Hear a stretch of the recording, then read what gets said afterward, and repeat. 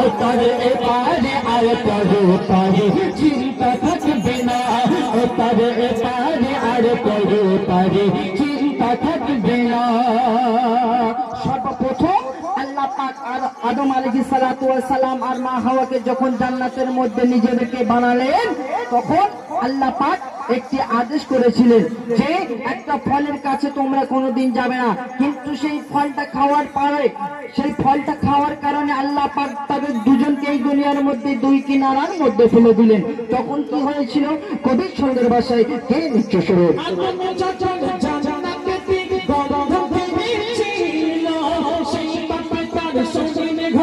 পোশাক খুলে গেল, পোশাক খুলে গেল, সিজদাতে পড়ে কাঁদে আদম 300 বছর ধরে, মোর নবীজির নামে খোদা দিল ক্ষমা করে, দিল ক্ষমা করে।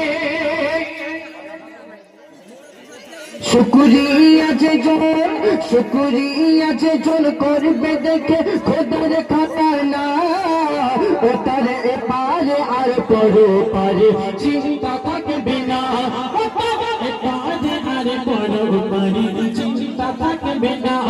যে দিন মনে থাকবে আমার ধন্য বানা, যে দিন মনে থাকবে আমার ধন্য বানা, সঠিক সময়ে পাবে সেজন খোদার নজরানা, সঠিক সময়ে পাবে সেজন খোদার নজরানা।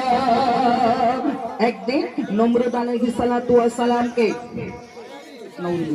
একদিন নমরুদ ইব্রাহিম আলাইহিস সালাতু ওয়াস সালামকে আগুনের মধ্যে নিক্ষেপ করলো, এই ষড়যন্ত্র করলো। তখন কি হয়েছিল?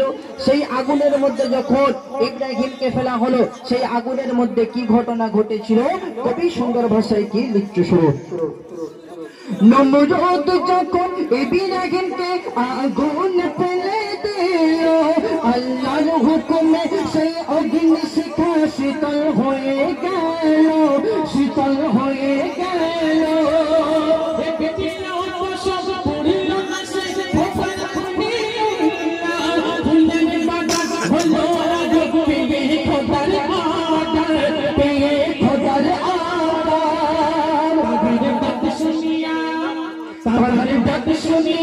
আমার প্রভু থাকতে পারে না, ও তার এপারে আর পরে পারে চিন্তা থাকবে না, ও তার এপারে আর পরে পারে চিন্তা থাকবে না।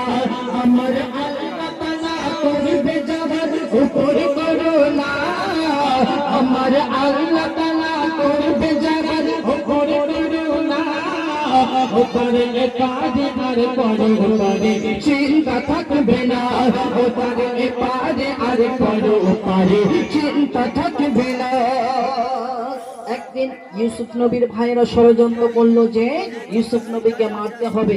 ইউসুফ নবীকে যখন মারতে 10 ভাই ষড়যন্ত্র করে যখন কুয়ার কাছে নিয়ে গেল, কুয়ার মধ্যে ফেলে দিল। আর কুয়ার মধ্যে ফেলার পরে তখন ইউসুফ নবীকে জুলাইখার বাড়ি আল্লাহ পাক তখন পৌঁছে দিয়েছিল। তখন কি ঘটনা ঘটেছিল কবি সুন্দর ভাষায়